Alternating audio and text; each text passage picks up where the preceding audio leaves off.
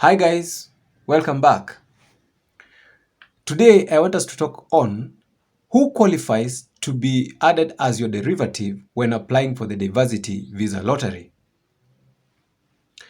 First of all, we know that if you are a family man or woman, you are required to add the members of your family as your derivatives when applying for the diversity visa lottery without leaving anyone out.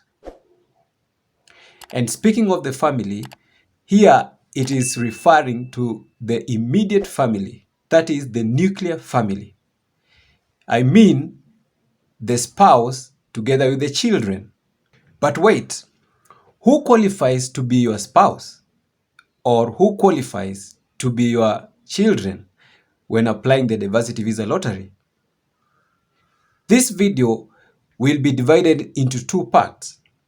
In the first part, we are going to discuss on the qualifications of a person to be your spouse and as a derivative in the diversity visa lottery program.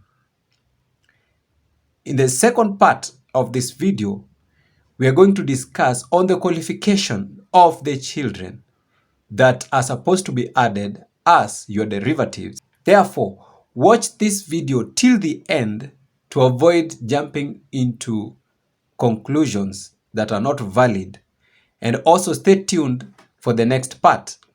Now, who is your spouse that qualifies to be added as a derivative? A spouse is your legally married husband or wife. This means that you have a certifying document issued by the government showing that this is your wife or this is your husband. To be more precise, you should be having a marriage certificate issued by the Registrar of Marriages in your country. Therefore, having known that, who does not qualify to become your spouse that you should add as a derivative when applying in the diversity visa lottery? Number one, your girlfriend or your boyfriend does not qualify as a spouse to be added as the derivative when entering the diversity visa lottery program. Number two, partnering is not allowed. That means if you are residing with a man or a woman or cohabiting with a lady or a gentleman, that lady or gentleman is not your spouse. He or she does not qualify to be added as a derivative in the diversity visa lottery program. Number three, your fiancé is not a spouse or your fiancé is not a spouse.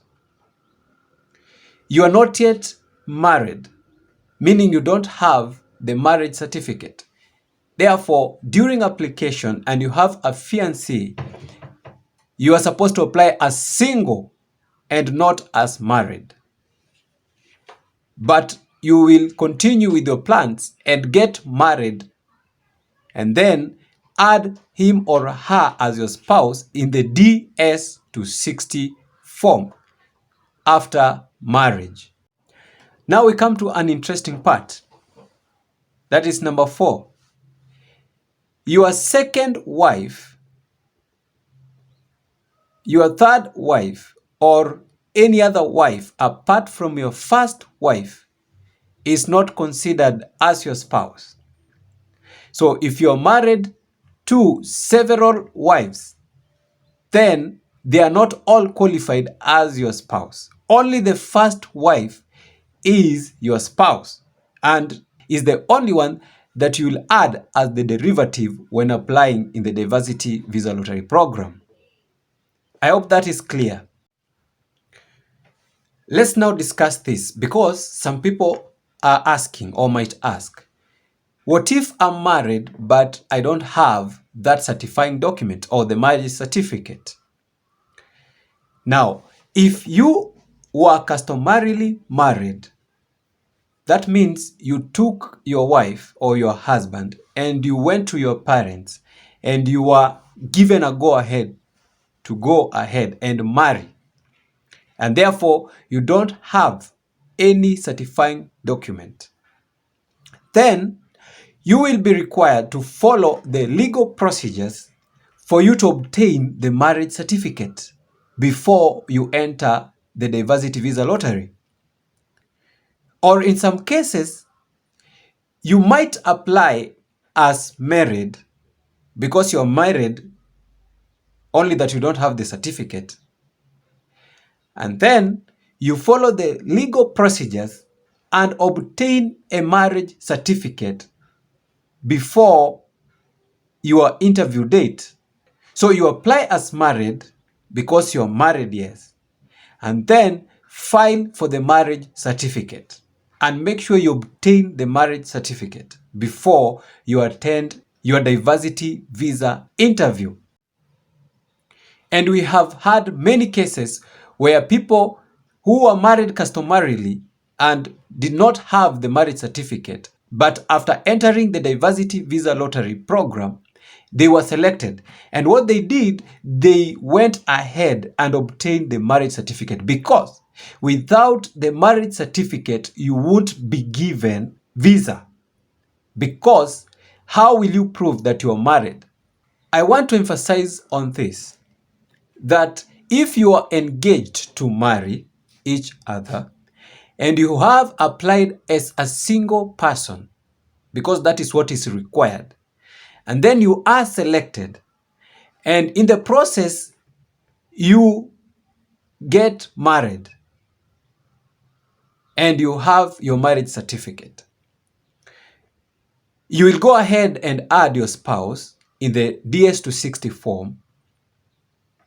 But you must note this, that you must have evidence or proofs of your existent relationship or engagement before entering the diversity visa lottery program. So you'll have to provide documentation of your engagement or any proof of relationship prior your entry into the diversity visa lottery. You must have the proofs to prove that you were engaged, you had previous relationship. Therefore, guys, when applying in the diversity visa lottery program, ensure you don't make these silly mistakes. Ensure that the spouse that you are adding is really your spouse, as we have discussed. And I hope that information has been useful. Remember to stick for the next part, where we shall be discussing on the qualification of the children who are supposed to be added as derivatives in the diversity visa lottery application. If you are new and you have not subscribed, please consider subscribing. But if you're returning, don't forget to promote the video by giving it a thumbs up. Let's meet in the next episode.